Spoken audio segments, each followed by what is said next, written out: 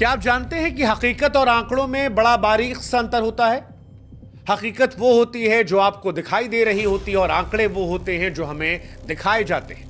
और आज बिहार के संदर्भ में हम ये कह सकते हैं क्योंकि बिहार में चुनाव से पहले काफी तनाव है। बीते 17 दिनों में बिहार में 51वां मर्डर हुआ है साहब। 5 अपराधी पटना के एक अस्पताल में ऐसे दाखिल होते हैं जैसे मानो किसी फिल्म या ओटीटी वेब सीरीज का सीन हो, और वहां पर भर्ती वार्ड में एक गैंगस्टर चंदन मिश्रा की गोलियों से भूनकर हत्या कर देते हैं।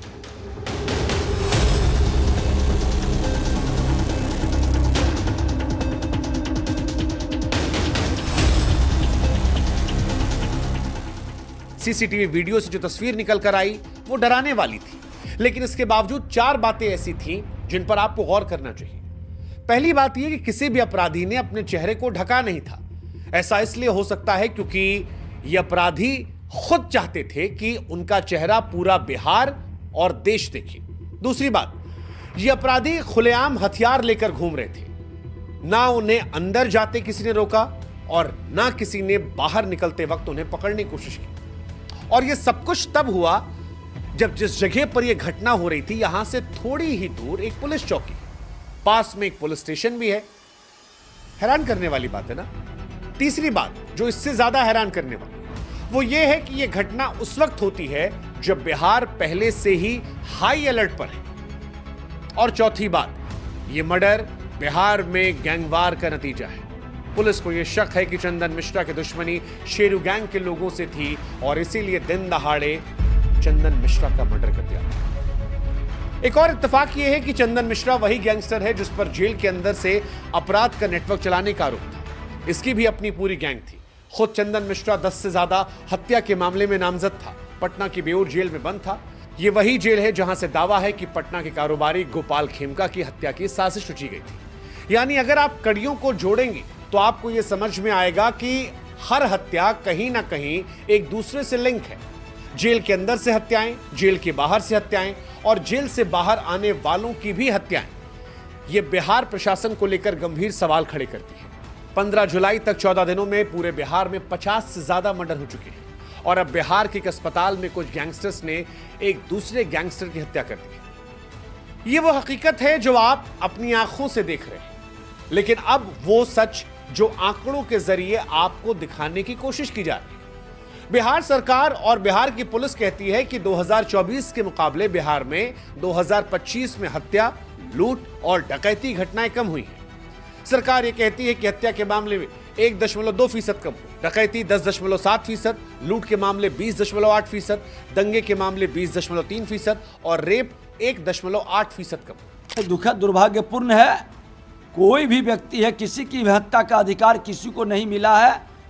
और अस्पताल के अंदर जब उसकी सिक्योरिटी और सुरक्षा व्यवस्था है, फिर इस तरह की घटना बहुत ही दुर्भाग्यपूर्ण है और इसकी पूरी जांच तहकीकात होगी और कोई बचेगा नहीं अपराधी। सरकार संकल्पित है। बिहार के मुख्यमंत्री जी कह चुके हैं कि पाताल से भी ढूंढ के अपराधी को ठोकेंगे, अपराधी को पकड़ के लाएंगे, जो भाषा समझेगा वो भाषा समझाएंगे। इसलिए बिहार सरकार पूरी शक्ति से अपराधियों पर नजर रख रही है। एक और आंकड़ा यह है कि बिहार में आज से 20 साल पहले गैंगस्टर्स और अपराधियों का जो आतंक था वो खत्म हो गया। बिहार में मर्डर अभी भी होते हैं लेकिन उनकी संख्या कम है। अब ये बातें जो हमने आपको बताई ये सरकार, प्रशासन, सिस्टम कह रहा है। जो हमने आपको दिखाया वो है जो बिहार में लाइव दिख रहा है। 14 दिनों में 50 मर्डर। यह बता रहा है कि सरकार जो कह रही है और ग्राउंड पर जो दिख रहा है उनमें क्या अंतर है। हालांकि यह खबर तब तक अधूरी रहेगी जब तक आप इन हत्याओं पर बिहार की पुलिस का तर्क ना जानें। मई, जून और जुलाई में एक आप अभी से नहीं बल्कि ऐतिहासिक रूप से यदि आप कंपेयर करेंगे अपराध की संख्या को, हत्या की संख्या को, लूट डकैती की संख्या को, तो मई, जून और जुलाई ये 3 महीने काफ़ी वृद्धि रहती है अन्य माह की अपेक्षा।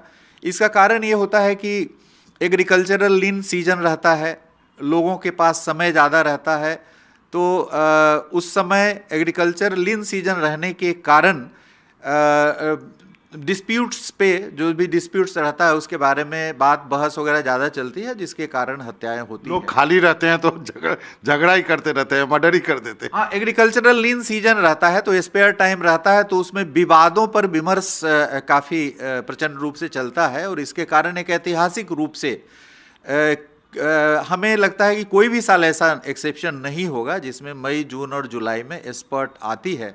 किसान को कोई काम नहीं रहता है। एक बरसात होने के बाद लोग, कृषक समाज के लोग व्यस्त हो जाते हैं और घटनाएं घटती है। खैर, हम जानते हैं कि इस मुद्दे पर सियासत होगी, विपक्ष कुछ कहेगा, सरकार कुछ कहेगी, लेकिन हम यही कहेंगे कि ये घटनाएं रुकनी चाहिए। बिहार में हत्याओं को जो नॉर्मलाइज किया गया है, ये दुर्भाग्यपूर्ण है, सवाल खड़े करता है। जो हकीकत दिखाई जा रही है और जो तस्वीर सामने से आ रही है, ये विरोधाभास बिहार और देश के लोगों के मन में डर पैदा करता है।